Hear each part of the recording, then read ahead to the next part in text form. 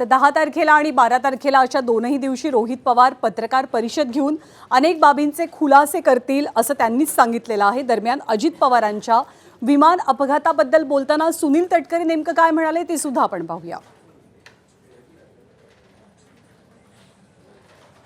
हा संशय येत असताना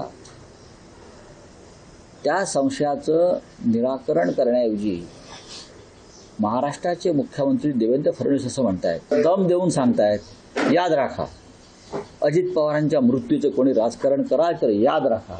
तुमचा काय संबंध आहे? तुम्ही कशा करता धमकावताय?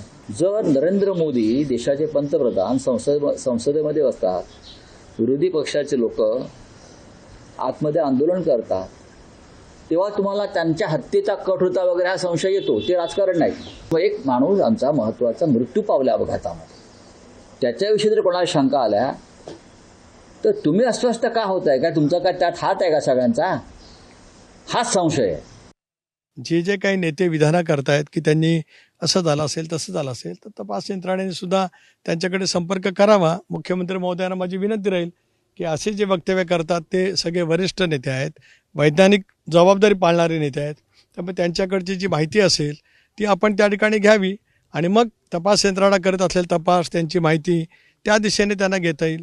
कारण राज्यातल्या जनतेला लवकरात लवकर, देशातल्या जनतेला लवकरात लवकर या संबंध झालेल्या दुर्दैवी विमान अपघाताचं सत्य कळलंच पाहिजे।